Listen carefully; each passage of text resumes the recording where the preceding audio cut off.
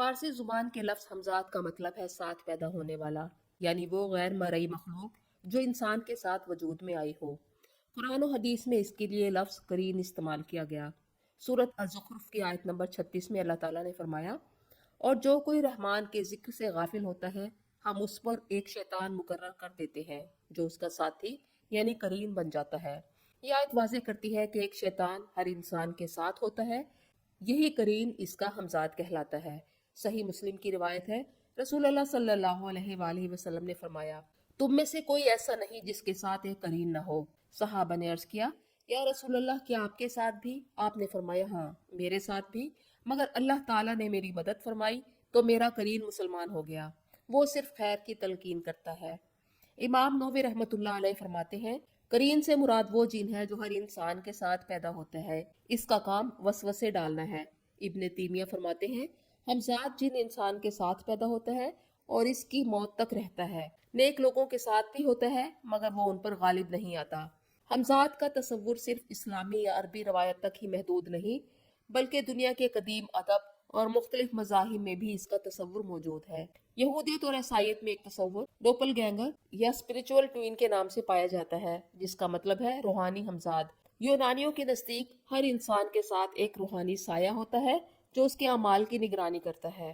مصری عقائد کے مطابق ہمزاد روح انسان کے مرنے کے بعد اس کی قبر کے پاس رہتی ہے۔ یہی وجہ ہے کہ مصری قبروں میں مرنے والے کی روزمرہ اشیاء رکھی جاتی تاکہ اس کی ہمزاد روح انہیں استعمال کرے، جبکہ یورپی ادب میں لفظ ڈوپل گینگر کا تصور بہت مشہور ہے، جس کا مطلب ہے دوہرا چلنے والا یا ہمزاد۔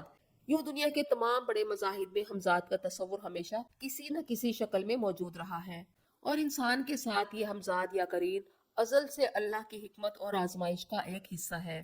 جب اللہ تعالیٰ نے زمین پر اپنا خلیفہ بنانے کا فیصلہ کیا اور فرشتوں کو سجدہ کرنے کا حکم دیا تو ابلیس نے تکبر میں آ کر سجدہ کرنے سے انکار کر دیا اور کہا، میں اس سے بہتر ہوں، تو نے مجھے آگ سے پیدا کیا اور اسے مٹی سے۔ اور ابلیس شیطان نے اللہ سے مہلت مانگی کہ وہ قیامت تک بنی آدم کو گمراہ کرے گا۔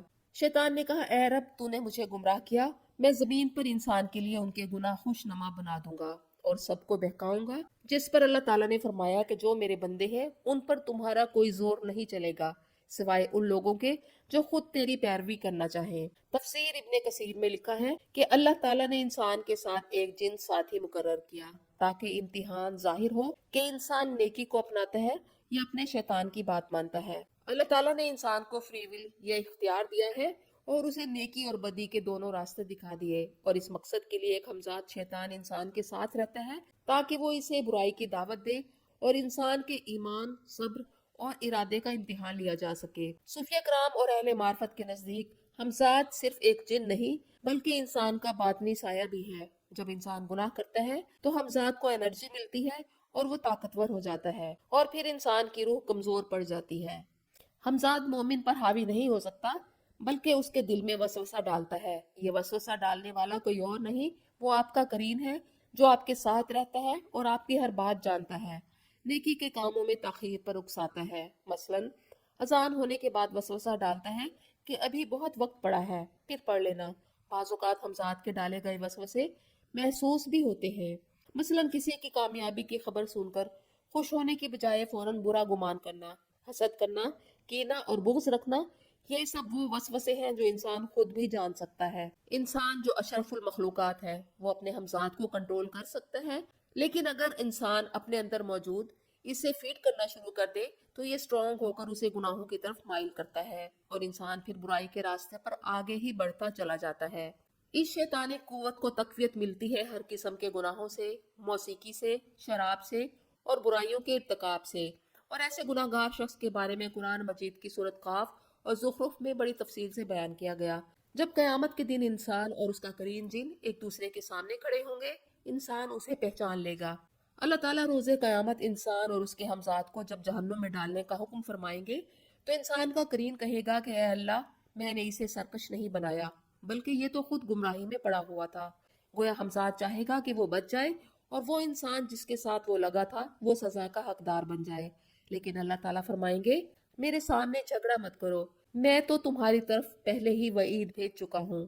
یعنی قرآن کا پیغام جنوں تک بھی پہنچ گیا۔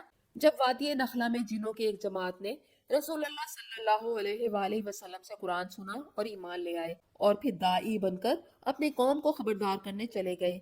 वैसे भी जब इंसान और जिनों की तख्लीक का मकसद ही अल्लाह की इबादत करना ठहरा तो फिर अल्लाह ताला अपने कानून के तमाम तकाजे पूरे फरमाएंगे। सूरत अज़-ज़ुख़रुफ़ के मुताबिक इंसान अपने साथी करीन से कहेगा कि काश मेरे और तुम्हारे दरमियान मशरिक और मगरिब का फासला होता, तो बहुत ही बुरा साथी है। और फिर अल्लाह ताला फरमाएंगे कि आज तुम दोनों के लिए कोई फायदा नहीं, क्योंकि तुम दोनों ने जुल्म किया, अब तुम अजाब में बराबर शरीक हो। यूं इंसान और उसके हमजाद के दरमियान रोज़े क़यामत इल्जाम तराशी होगी और नफरत होगी। करीन का मौकिफ ये होगा कि उसने सिर्फ वसवसा डाला, मगर फैसला इंसान ने खुद किया। लेकिन करीन भी अल्लाह के हुक्म का पाबंद है। अगर उसने बुराई की तरगीब दी और खुद भी गुनाह में मुब्तला रहा तो इसका ठिकाना भी दोज़ख होगा। हर इंसान की मौत के साथ उसका करीन नहीं मरता, क्योंकि उसका ताल्लुक जिनों की कौम से है, इसलिए उसकी उम्र इंसान से कहीं ज्यादा होती है और वो तवील मुद्दत तक जिंदा रहते हैं। जैसे एक जिन ने रसूलुल्लाह सल्लल्लाहु अलैहि वसल्लम की खिदमत में हाजिर होकर अर्ज की थी कि उसने हजरत मूसा अलैहिस्सलाम से मुलाकात की थी। इंसान के मरने के बाद उसके करीन का ताल्लुक इंसान से खत्म हो जाता है और इमाम कुर्तुबी और शेख अब्दुल कादिर के नजदीक वो वापस अपनी कौम यानी जन्नात में चला जाता है। लेकिन क्योंकि हर नफ्स ने मौत का मजा चखना है, जब उसका वक्त मुअय्यन आ जाता है तो फिर वो भी मर जाता है। अलबत्ता कुरान और हदीस में इसका जिक्र नहीं। अलबत्ता कुछ अवामी कहानियों में कहा जाता है कि हमजाद इंसान के मरने के बाद कुछ अरसा कब्र के आसपास रहता है और बाज़ औक़ात वो मरने वाले की शक्ल में ख्वाबों या साये की सूरत में दिखाई देता है। ये सब बातें गैर मुस्तनिद और गैर शरई हैं और इस्लाम में इनकी कोई सनद मौजूद नहीं। कुछ आमलीन हमजाद को काबू करने का दावा करते हैं और कुछ रिचुअल्स के जरिए अपनी इस कोशिश में कामयाब भी हो जाते हैं। किसी शख्स का काम करने के लिए वो अपने करीन से उस शख्स के करीन से मदद हासिल करते हैं और तमाम साबका मालूमात लेकर काम करते हैं और इसमें आमिल हजरात अपना सुकून, दीन, ईमान सब खो बैठते हैं।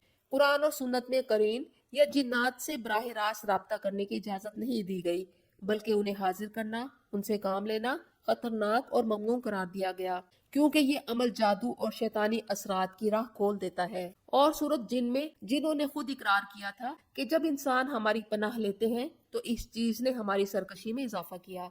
उलमा कराम का इस पर इत्तफाक है कि जिन्नात या करीन से राब्ता करना, उससे मदद लेना या उनके जरिए इल्म हासिल करना शरई तौर पर नाजायज है। ये शैतान के धोखे में आना है, क्योंकि आमलीन करीन के जरिए मालूमात हासिल करके दूसरों का ईमान कमजोर करते हैं और गुमराही में डालते हैं। अपने शैतानी करीन से बचने का तरीका यही है कि इंसान बुराइयों से दूर रहे, बावजू रहे, सूरतुल नास, सूरतुल फलक और आयतुल कुर्सी पढ़े।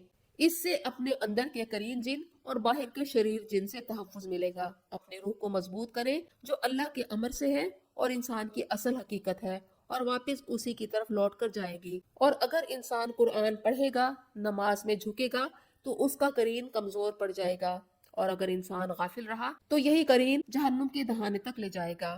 तो उस वक्त इंसान कहेगा, काश तेरे और मेरे दरमियान मशरिक और मगरिब जितना फासला होता और तू कितना बुरा साथी निकला। लिहाजा कुरान, जिक्र और दुआ से इसे अपने ताबे बनाए। जो अपने हमजाद को मगलूब कर लेता है वो फातिह नफ्स होता है।